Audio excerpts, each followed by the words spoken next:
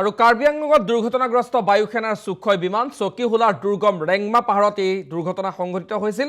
পুৱাৰে পৰা আমি আপোনালোকক উদ্ধাৰ অভিযানৰ দৃশ্যাংশ দেখুৱাইছো আৰু ঘটনাস্থলীত উদ্ধাৰ হৈছে মানুহৰ শৰীৰৰ অৱশেষ। ইতিমধ্যে এই তথ্য প্ৰকাশ পাইছে যে দুজনকৈ পাইলটৰ ইতিমধ্যে মৃত্যু হৈছে। ভগ্নাংশৰ মাজত উদ্ধাৰ হৈছিল ছিঙি যোৱা হাত, আঙুলি, ক্ষতবিক্ষত অৱস্থাত উদ্ধাৰ হৈছিল বিভিন্ন অংগ। আৰু দুজন লোকৰ অংগ প্ৰত্যংগ প্ৰত্যক্ষ কৰা হৈছে দুৰ্ঘটনাস্থলীত। আৰু এই কথা চূড়ান্ত হৈছে যে দুয়োজন পাইলট আৰু সহ পাইলটৰ ইতিমধ্যে মৃত্যু হৈছে। দুৰ্ঘটনাত সুখয় পাইলটৰ মৃত্যুৰ আশংকা প্ৰকাশ কৰা হৈছিল যদিও বৰ্তমান এই কথা চূড়ান্ত হৈছে যে দুজন পাইলটৰে ইতিমধ্যে মৃত্যু হৈছে। আৰু যোৰহাটৰ পৰা নিয়মীয়া অনুশীলনৰ বাবে উৰণ ভৰিছিল এইখন সুখয় বিমানে। আৰু এই যুদ্ধ বিমানখন ৰেংমাৰ যি দুৰ্গম অঞ্চল, সেই ৰেংমাৰ দুৰ্গম অঞ্চলত দুৰ্ঘটনাত পতিত হৈছিল। চকীহোলা, কাৰ্বি আংলঙৰ চকীহোলাত থকা ৰেংমা পাহাৰত সংঘটিত হৈছিল এই ভয়ংকৰ দুৰ্ঘটনাটো।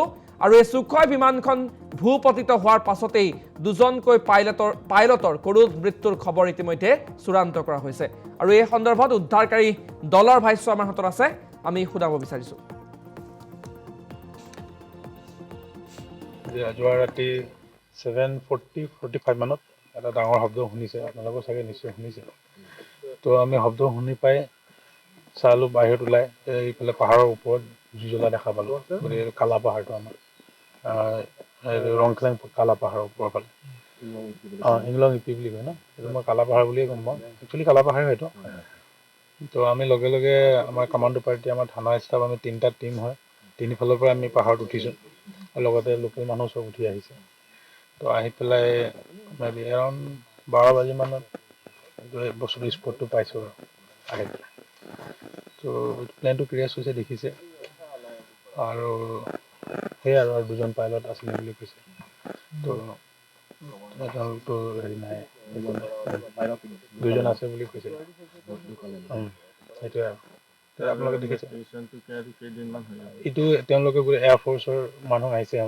তেওঁলোকে পাৰ্টকে চব বস্তুবিলাক কালেক্ট কৰি আছে, তেওঁলোকে ইনভেষ্টিগেশ্যন কৰিব। কি বস্তু পাইছিল এইটো ৰায় ক্ৰাফ্টৰ পাৰ্টছবিলাক পাইছে আৰু পাইলটৰ বডি পাৰ্টছ পাইছে। সেইকেইটাই তেওঁলোকে চব এইবোৰ কৰিব, কৰি পেলাই প্ৰচিডিঅৰ কি হয় কৰিব। তেওঁলোকে এতিয়া ইনভেষ্টিগেশ্যন চাৰ্চ অপাৰেশ্যন কৰি আছে। এইটোতো গম নাপাম ন, কেনেকৈ গম পাব, সেইটোতো পচিবল নহয়। কেনেকৈ ক্ৰেছ হৈছে, কি হৈছে, এইটো ব্লেক বক্সটো পালেহে গম পাব। এইটো দেখিছে আপোনাৰ গোটেই পাৰ্টছ পৰি আছে য'ত একদম বেছি হ'ব। এইটো মানে 2-3 কিলোমিটাৰ ডিষ্টেঞ্চত পৰিছে না। আমি তলৰ পৰা আছোঁ, তাতো পাৰ্টছ পৰি আছে।